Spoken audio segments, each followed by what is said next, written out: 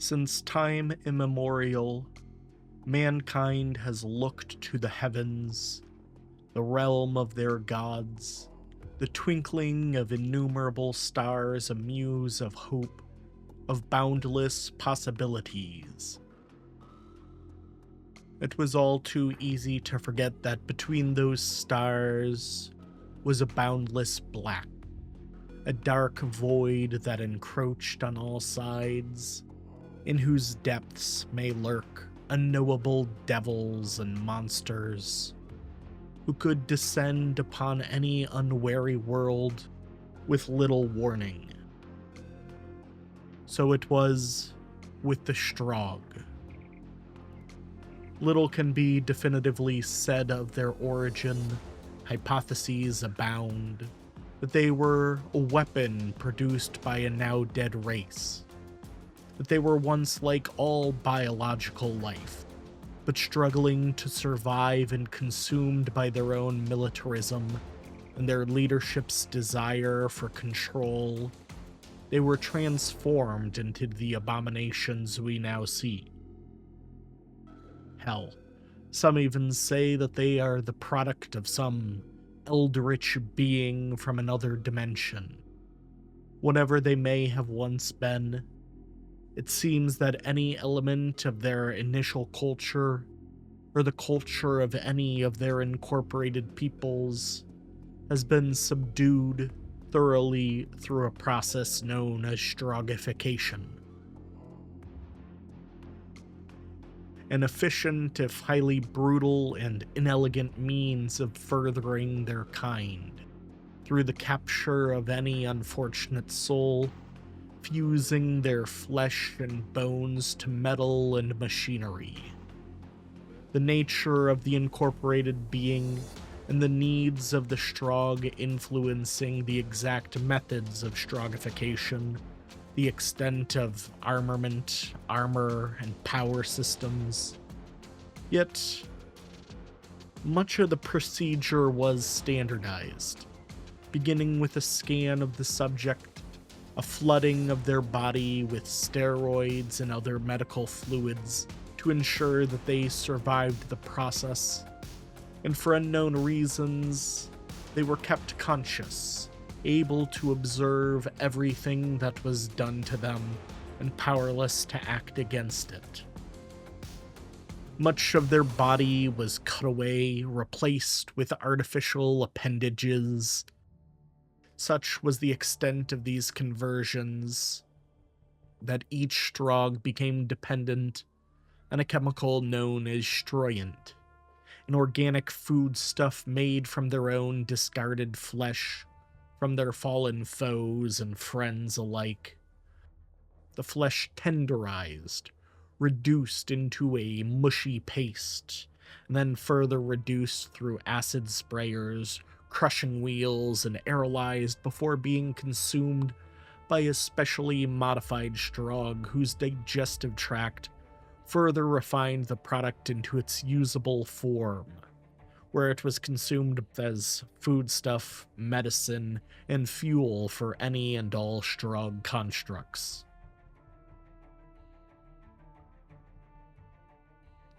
Finally, their nervous system was augmented both through the injection of neurocyte nanites that assisted in the body's capacity for regeneration, and through the installation of a transceiver at the base of the skull, imbuing them with an understanding of Strogg language, but also allowing the Strogg to override the brain's control of the body, while leaving the higher mental faculties intact. The final step of the conversion, the activation of the neurocyte and the transceiver. Socially, the Strogg were highly regimented and hierarchical in organization, with the authority and decision-making for the Strogg vested into a singular figure known as the Macron, who ruled from a palace in the capital city of Cerberon, overseeing the Strogg's industrial efforts and their endless expansion, assisted by a specialized Strogg that was effectively nothing more than an oversized brain. It was the central processor of their near hive mind, called the Nexus. This Nexus allowed them to communicate near instantaneously with every Strogg. Its critical nature required the construct to have specialized defensive protocols, entrenchments, and unique technologies not seen elsewhere. It was further protected by a unique form of Strogg, specially built to protect these new defensive protocols. Beneath the Macron, there was said to be a council of warlords, strong and powerful individuals, each possessing their own territories and designs on leadership. Figures of this rank had varied appearances, with some bearing a more than passing resemblance to the Macron themselves, and others seemingly exceptional individuals of various makes and models. This discrepancy in design and the strength of these individuals could be tied directly to individual differences at conversion, and a general propensity to tinker and experiment on the Stroggification process amongst medical units, indicating some level of creative expression, even if it was abhorrent. The bulk of the Strogg were of little consequence to leadership, with them expected to follow orders without question, compelled if necessary.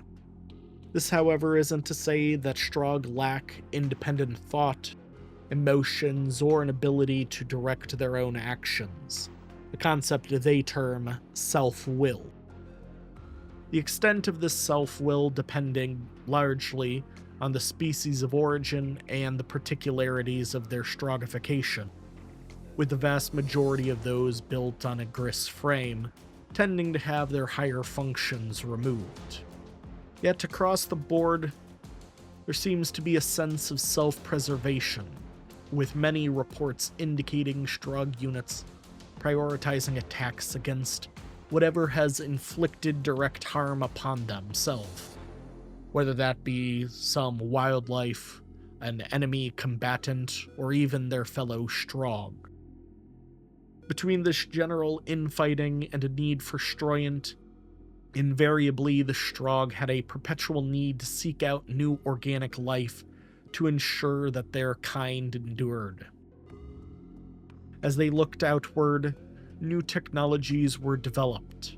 A vast industrial base was constructed, not only to reforge their own fallen, but to develop weapons and the machines of war, their efforts transforming their world into an industrial wasteland, its dusty open plains dotted with squat military and industrial complexes.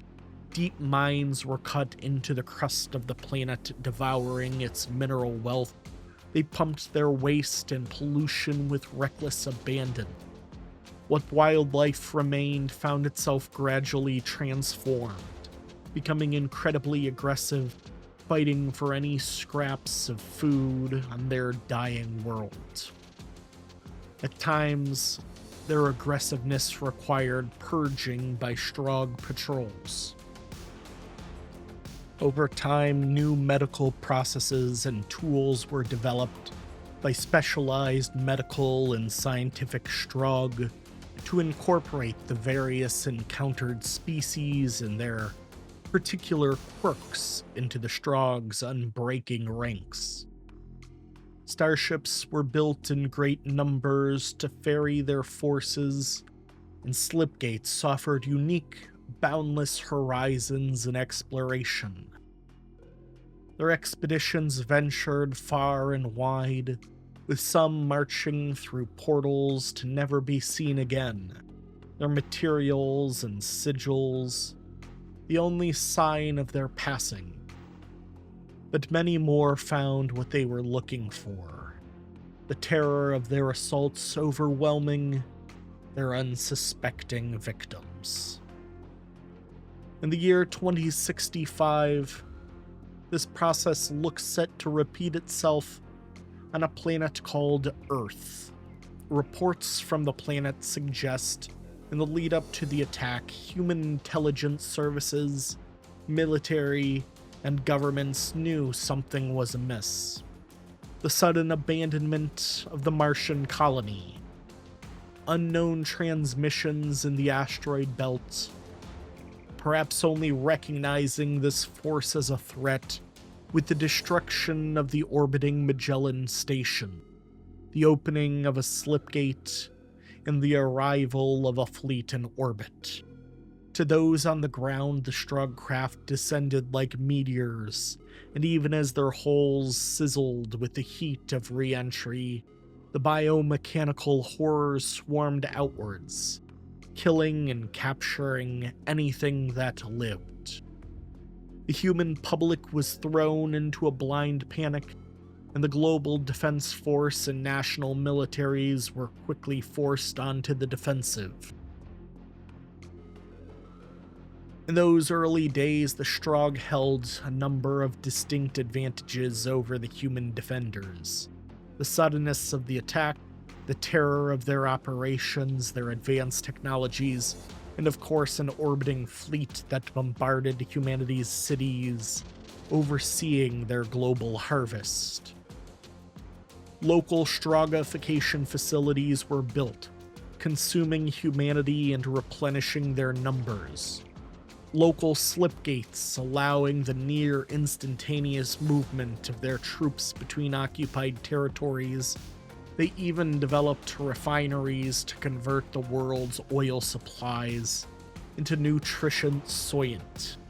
All of these endeavors helping to ease the logistics of an interstellar invasion. Yet, mankind would not go quietly. As the days turned to weeks and then months into years, humanity fought back across the breadth and width of the planet. Their resistance grew, targeting Stroggification and Stroyant facilities. As the war raged on, gradually they accrued Strogg technology, analyzing it, learning from it, and refining it for their own purposes. Their fight growing from a minor resistance into a genuine threat to the Strogg occupation. Efforts by the Strogg to curtail this resistance saw numerous strikes against research labs, industrial fabricators, and testing sites. They established new procedures to ensure that their vehicles and vessels would self-destruct if their crews were incapacitated, so that they could not fall into enemy hands. In the end, their efforts to defeat this resistance and sow chaos amongst the surviving humans proved ineffective, with the tide of war indelibly shifting into humanity's favor. Even so, the war dragged on for years. Tens of millions were converted, some on Earth and others packed away in starships and shipped off to parts unknown. Countless individuals were killed. The Earth's great cities were left in ruin. Every human life was touched by this conflict.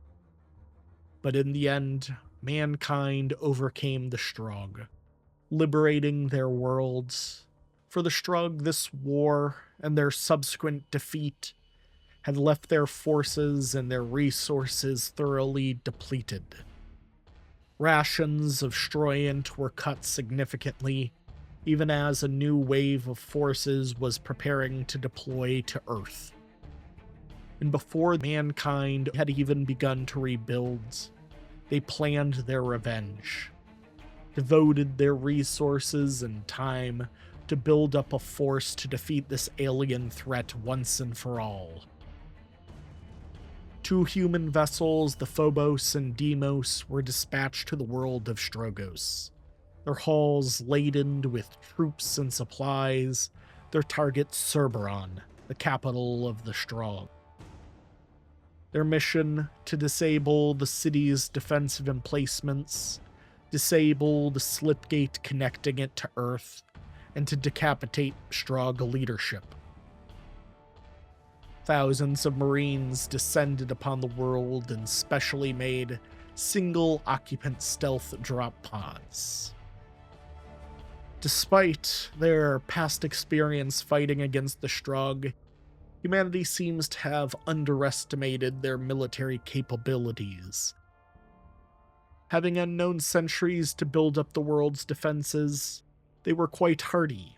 A surface-to-orbit defensive cannon covering the approach to the capital, backed with numerous anti-air emplacements, a gravitational field generator, an EMP, vast hangar bays, and localized teleportation grid, and of course, a number of Strogg and Stroyant production facilities that they might endure any siege. To say nothing of the resources that could be brought to bear from their other conquests.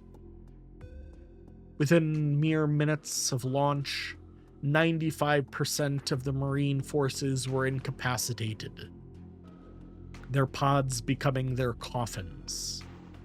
Cut off and captured, the survivors had their minds broken, their bodies destined to serve either as food or as foot soldier. To the Strogg on the ground, it was as if a great buffet had rained down upon their worlds, and in the coming days, Stroyant production greatly increased. Yet, once again, humanity's determination would carry them to victory. 3 Marines, their names lost in the scale of the slaughter, known to history only by their call signs, Bitterman, Joker, and Stepchild, each systematically cutting their way through innumerable Strogg forms as they destroyed the Strogg's defensive capabilities. Their anti-orbital cannon obliterated, their air fleet sealed within their own hangars, their reserve fleet in orbit destroyed in its port, their gravitational generator a smoldering crater. During the course of these unrelenting assaults, Strogg units proved incapable of halting these mere 3 humans. In part, a portion of their failure may lie in the greater flexibility and motivation these soldiers held, but part may also be attributed to their own internal failings. Their leadership, centralized as it was, seemed withdrawn, with some reports suggesting that the Macron had become increasingly irrational, arrogant, speaking of things that their subordinates had no frame of reference. Even so, it ordered all but a handful of its forces to kill these invaders. In short, they failed. The Marine called Bitterman made their way through the Strogg Palace. Hundreds of Strogg lay dead in their wake, a nanite fog hanging in the air. With their forces defeated, the Macron invited this human to follow them through a portal, merging into a facility built out of an orbiting asteroid. There they did battle, and the Macron was felled. Their final effort to destroy this one human by detonating the facility ended in failure as they escaped. A similar such unit, presumably a warlord, was consumed with their fleet in orbit over Strogus's moon. This human victory paved the way for a second, much larger fleet to descend upon the planet. Their vessels, packed full of smaller fighters, dropships, cruisers, numerous soldiers, and ground vehicles to sustain prolonged combat operations. Their targeted landing sites covering a much broader swath of Strogos than ever before. And with the death of the Macron, they anticipated finding the Strogg in complete disarray. Yet, it was far from their expectations. The Strogg, rather than being disorganized, proved to have an uncanny capacity for tactical coordination. meeting humanity with a far more conventional war. Armored forces clashing on the surface, human tanks against great harvesters. And despite the human fleet having dominance in orbit, the Strogg maintained control of the skies. Their fighters and gunships backed by the numerous anti-air emplacements. Even a shadow fleet of the Strogg remained in orbit, dropping gun platforms to stall or break any human advance. To overcome this organized enemy, humanity targeted their communications systems. Their first target, something they dubbed the Tetranode, a data delivery service built deep into the bowels of Strogos. The critical nature of this target saw humanity commit a major force to its destruction, sending 3 convoys, each on a different path and each heavily defended, far beyond the front lines. But one by one they would be destroyed, with the final one being struck down mere moments before its EMP could have achieved its goal. Humanity was forced onto the back foot, retreating towards their landing zones. But for the Strogg, this attack was a wake-up call. Humanity, an enemy who had defeated them on Earth, who had struck down a Macron, who had devastated their capital, had nearly struck yet another decisive blow. In light of these repeated failures, a new breed of Strogg was needed, one that would strip humanity of their combat advantages. A new Strogg dubbed tactical units. They were made from captured Marines, as many Strogg are, yet they were kept far closer to the human baseline, designed to coordinate and cooperate with one another on the battlefield, to mirror human tactical flexibility, and willing and capable of utilizing various weapon systems to achieve the mission objective. Efforts by humanity to destroy these new Strogg production units met with failure, with nearly the entire force being captured, killed, or transformed. But their efforts did provide them with a unique opportunity. They recovered a single captured Marine by the name of Matthew Kane. Kane had underwent the transformation process, physically becoming one of these new tactical units. But because of the intervention of human forces, the neuropsych had never been activated, allowing him to retain full control of his body and its Strogg amendments, granting this Marine far greater access to Strogg systems than any before them. Taking advantage of this opportunity, humanity prepared another assault, this time targeting a trio of data towers, the center of the Strogg's communication network.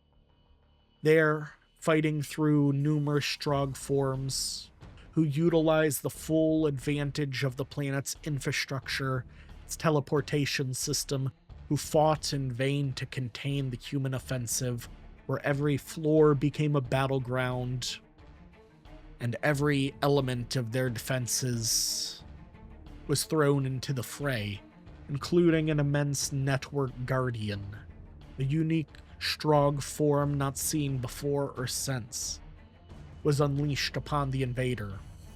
But one by one, each floor was cleared, the teleporters destroyed or disabled, and one after the other, each tower was activated, opening a slipgate to the Nexus itself.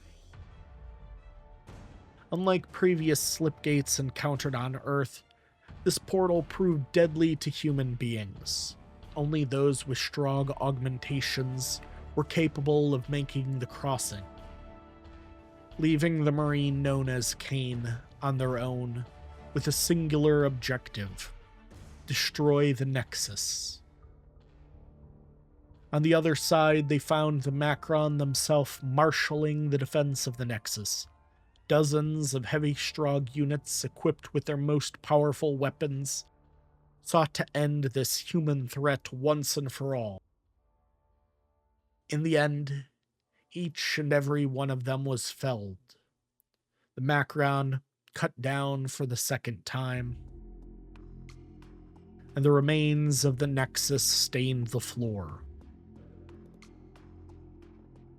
With the Nexus destroyed, it is likely that individual warlords will take charge of their respective territories. Whether they are able to maintain their near hive mind, or maintain a united front against humanity, or whether they will turn on one another, fighting for control of the remaining Stroyant and Stroggification facilities, is anyone's guess. But this is not the first time the Strogg have defied humanity's expectations. In the days and weeks that followed, the war has continued to rage, with fighting spreading across Stroggos into neighboring systems, and even reports of attacks on Earth and its moon. Trying, perhaps, to gain a greater understanding of the Strogg, a task force was deployed to find the Strogg's origins. The Marines were dispatched to a number of remaining Strogg-held facilities, and there they found the Strogg had retained their organization, with several such sites led by figures of the same design as the first Macron. And though these sites possess significant ground forces, it is notable that several had incorporated Stroggos' mutated wildlife into their defensive plans, possibly a desired adaptation to increase their force's efficiency, or perhaps as an admission of their own limited strength. Eventually, each of these missions was deemed a success. They were unable to prevent the Marine forces from gaining access to their data. What this data meant in the end is an unknown, as once each piece had been collected, the overseeing soldier disappeared through a slipgate, never to be seen again. Perhaps their mission was a success, and they found the Strogg's makers and cut them down. Or perhaps it was a wild goose chase organized by some malevolent entity. Whatever the case may be, the war rages on, for the Strogg are fueled by their own dead and the pain and death they inflict upon others.